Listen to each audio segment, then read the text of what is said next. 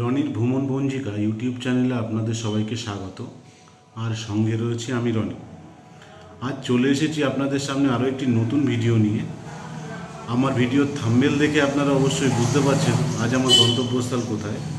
হ্যাঁ বন্ধুরা, আজ আমি যেতে চলেছি দত্তপুকুরের নাকশা মন্দির। খুবই জাগ্রত একটি মন্দির। তো পুরো মন্দিরটি ঘুরে দেখাবো আপনাদেরকে। ভালো লাগলে অবশ্যই আপনারা এখানে আসবেন। আর আমার ভিডিওটি ভালো লেগে থাকলে আমার চ্যানেলটি আপনারা অবশ্যই সাবস্ক্রাইব করে দেবেন আর লাইক কমেন্টস অবশ্যই করবেন। তো আসুন শুরু করা যাক আজ আমার ভিডিও। আজ আমি যাত্রা শুরু করলাম শিয়ালদা বনগাঁ শাখার বামনগাছি রেল স্টেশন থেকে। এই নাকশা মন্দির যাওয়ার আরও বিকল্প রাস্তা আছে। প্রত্যেকটি রাস্তার বর্ণনা পেয়ে যাবেন আপনারা আমার ভিডিওর মধ্যে।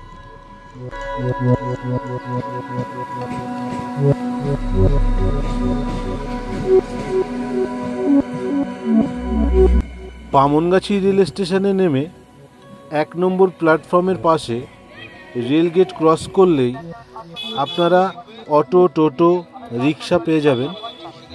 আপনারা ডাইরেক্ট রিজার্ভ করে যেতে পারেন অথবা এখান থেকে জাগুলিয়া হয়েও যেতে পারেন।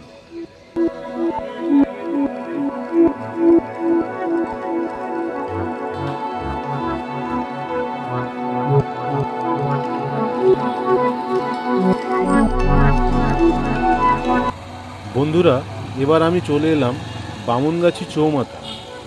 আমি এখান থেকে সোজা যাব জাগুলিয়া হয়ে নাকশা গ্রাম। এই হচ্ছে বামনগাছি চৌমাথা। ডান দিকে চলে গেল কলকাতা, বাম দিকে বনগাঁ, এটাকে বলে যশোর রোড। আমরা সোজাই যাব। আপনারা চাইলে দত্তপুকুরের আগে তেঁতুলতলা মোড় হয়েও যেতে পারেন।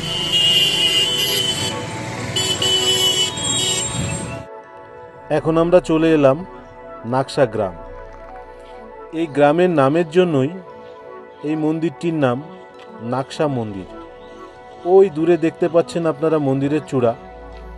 তো চলুন যাওয়া যাক।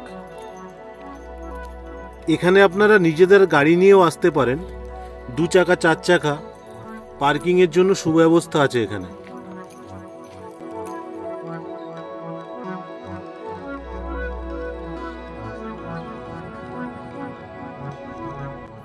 এই নাকশা গ্রামের প্রাকৃতিক পরিবেশ দেখলে আপনাদের মন ভরে যাবে। অপূর্ব সুন্দর এই গ্রামটি। এই মন্দিরের প্রধান সাধু স্বপন সাধু। তো আমরা চেষ্টা করব আজ তার সঙ্গে একটু কথা বলার। এটি হলো মন্দিরের প্রধান গেট। ভিতরে প্রবেশের আগে ডান দিকে এখানে জুতো খুলে রেখে ভেতরে প্রবেশ করতে হবে আপনাদের।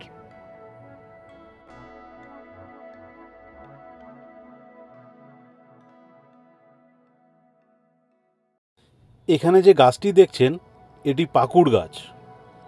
এখানকার প্রধান সাধু স্বপন সাধু প্রথমে এখানে বসেই তার সাধনা শুরু করেছিলেন।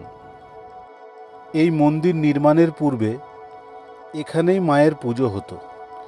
এখনও বিশেষ বিশেষ তিথিতে মায়ের প্রধান পুজো এই গাছতলাতেই হয়।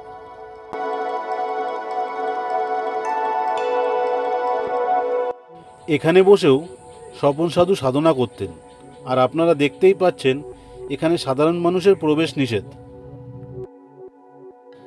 এটি হলো নাকশা মহাশ্মশান। আপনারা সামনে চুল্লি দেখতে পাচ্ছেন, পাশে কাঠও সাজানো আছে। এখানে মৃতদেহ কাঠে পোড়ানো হয়। আরও একটা কথা আপনাদের জানিয়ে রাখি, এখানে কিন্তু পূজার সামগ্রীর কোনো দোকান পাবেন না। তো আপনাদেরকে আগে থেকেই সেটা ব্যবস্থা করে আনতে হবে। ইনি হলেন নন্দী মহাশয়, নন্দীদেব। আপনারা এখানে এলে এনার সাথেও আপনাদের সাক্ষাৎ হবে। আর এই হলো সেই মন্দির, নাকশা মন্দির। অপূর্ব সুন্দর এই মন্দিরটি। আপনারা দেখেই বুঝতে পারছেন কতটা সুন্দর। আরও একটা কথা বলে রাখি আপনাদের, মন্দিরের ভেতরে মায়ের মূর্তির ছবি তোলা কঠোরভাবে নিষিদ্ধ। তাই মায়ের ছবি আপনাদেরকে দেখাতে পারলাম না।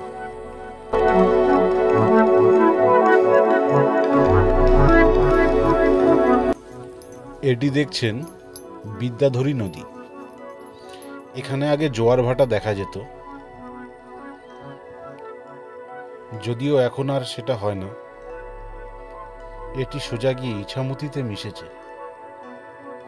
এখানে মহালয়ার সময় প্রচুর মানুষ তর্পণ করতেও আসেন, তার জন্যও রয়েছে সুব্যবস্থা। এবার ফেরার পালা। পুরো ভিডিওটা আমার সঙ্গে থাকার জন্য আপনাদেরকে অসংখ্য ধন্যবাদ। আমার ভিডিওটি ভালো লেগে থাকলে আমার চ্যানেলটি অবশ্যই সাবস্ক্রাইব করে দেবেন। ধন্যবাদ।